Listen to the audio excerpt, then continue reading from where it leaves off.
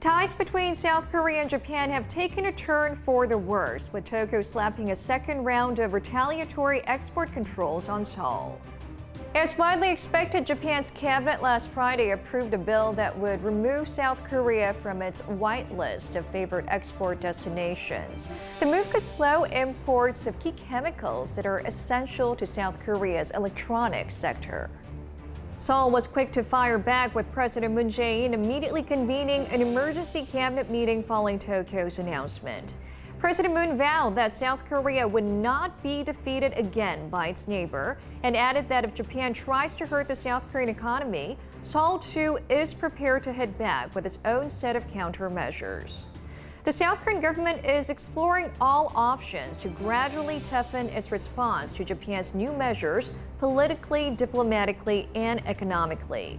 It has announced it will reciprocate with the same move, stripping Japan of its whitelist status. The presidential office of Cheongwade has set up a task force to specifically deal with Tokyo's removal of Seoul from its whitelist, and a special council comprised of lawmakers, government officials, and private sector experts was launched to discuss possible countermeasures. South Korea is also considering pulling out of an intelligence sharing pact that the two countries signed in 2016, also known as the General Security of Military Information Agreement, or GSOMIA. It's renewed annually. The deal aims to facilitate three-way security cooperation among South Korea, Japan, and the United States, and is crucial to gather information regarding North Korea's nuclear and missile threats, making it one of the strongest cards Seoul can play. South Korean Foreign Minister Kang Kyung-hwa, during a meeting with her American and Japanese counterparts in Bangkok Friday, stressed that the South Korean government is left with no choice but to put all options on the table.